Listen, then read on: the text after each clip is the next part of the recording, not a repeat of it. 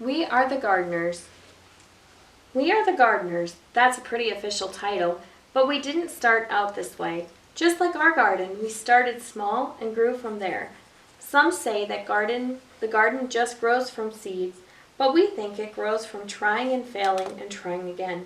A garden is hard work, but so is most of the good important stuff in life. Our family's garden story began with one small potted fern.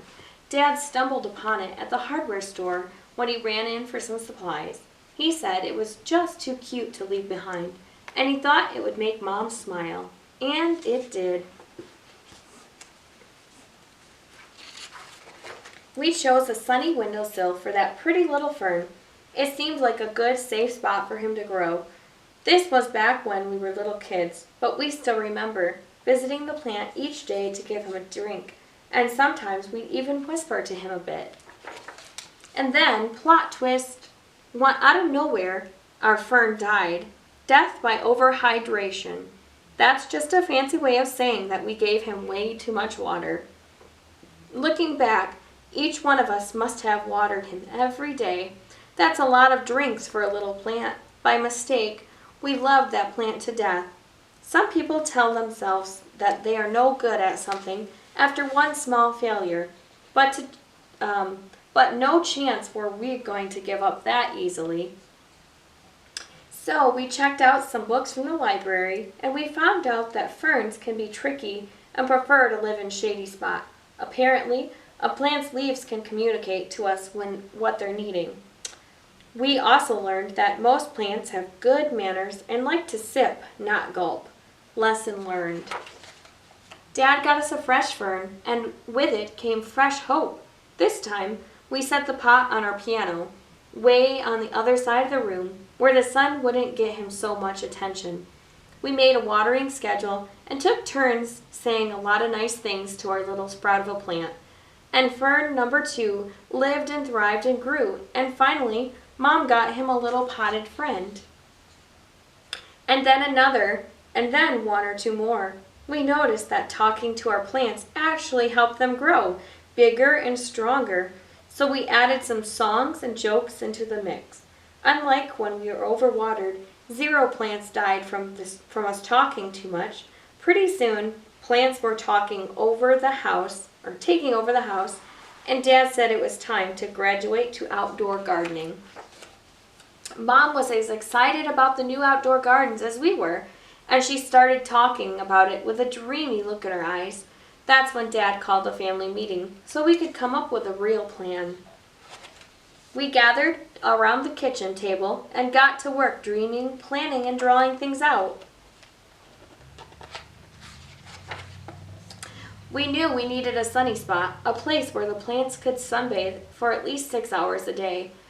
We'd be red as radishes if we did that, but plants just love it, and more than that, they need it. In the garden, there is no life without light.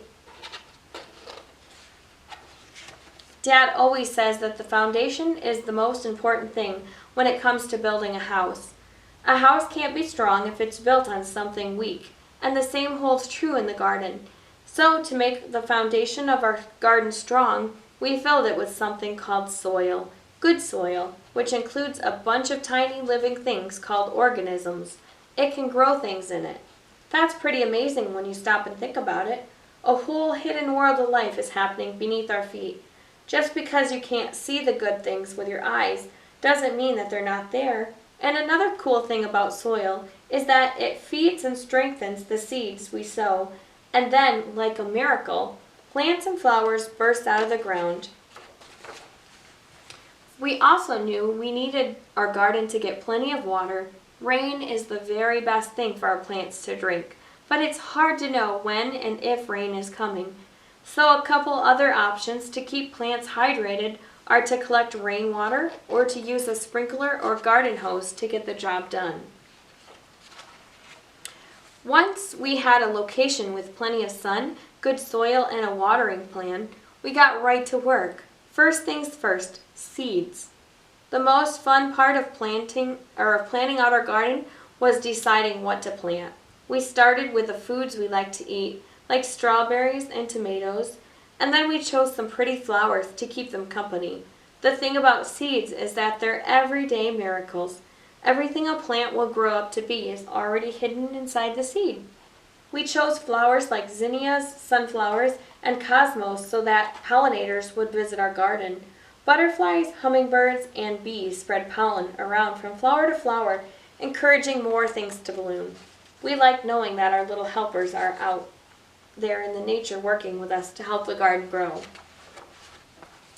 The bees must have put the word out that we had a pretty good thing going, because, sure enough, all sorts of other critters started to arrive. We quickly found out that there were 3 types of bugs in our backyard: the good, the bad, and the ugly. Let's start with the worst part. It was a pretty sad day when the aphids, pronounced aphids, arrived. They are some of the more well-known villains in the gardening world. They suck the life right out of plants. But then the ladybugs showed up to eat those pesky aphids for lunch. Ladybugs are for sure part of the hero camp, bravely protecting our plant friends from harm. And we've got to tell you about the earthworms. They're like the secret agents of the garden. Earthworms eat all the dead things, like old roots and leaves, and turn them into life for the soil. Every time we found one, we would all high-five and celebrate. They aren't pretty, but who cares? They're awesome, and we love seeing them hard at work. We realized pretty quickly that we needed to keep the weeds out. They are the true bullies of the garden. Weeds try to steal water, sunlight, and nutrients from our fruits and veggies, and it's our job to make sure those little rascals don't take over. If we ignore the garden for too long, the weeds run wild and hurt our beloved plants. It's so much easier to do just a little bit every day. We were officially gardeners and had a real-life garden to prove it. That garden became our pride and joy. Day in and day out, we tended to our plants, making sure they got plenty of sun and water. Every time a new plant sprouted up from the ground, our excitement grew right along with it. As time passed, our garden grew bigger, and so did our family. When our garden was finally in full bloom and growing tall, we'd run through the aisles and watch the butterflies flutter around us. But one day, as we were mid-skip, we noticed some trespassers helping themselves to lunch. And by lunch, we mean half of the garden. Animals may look cute and innocent, but some have a sneaky side. They can wipe out a garden in no time flat. The chickens ate the vegetables, the goats ate Mom's roses, and the bunnies weren't picky at all. They ate anything in sight. Saying goodbye to that many happy plants was even harder than throwing away our very first dead fern. We debated if we should just give up. Was it really worth it to start all over again? Then we remembered one very important detail. We are the gardeners. It was our responsibility not to only grow this garden, but also to protect it. So we put up a little fence to keep the animals out and got to work rebuilding our garden. It didn't take long to get our plants and flowers growing tall again. To this day, our very favorite days are when we get to gather the fruits of our labor. Mom loves to set the table with pretty flowers in every color you can imagine.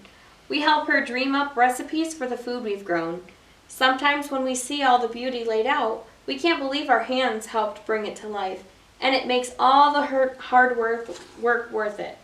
It's what keeps us coming back day after day, season after season. We still keep a little fern on the piano to remind us of our small beginnings. Every time we water it, we're reminded not to give up when things don't work out the first time. Because the thing is, whether one potted fern dies or half of the garden is wiped out by little critters, every failure or setback teaches us something. Dad says that every hard thing we choose to do makes us braver for the next time. There are so many lessons waiting to be learned, and a whole world of gardening ready to bloom. We are the gardeners, and you can be too.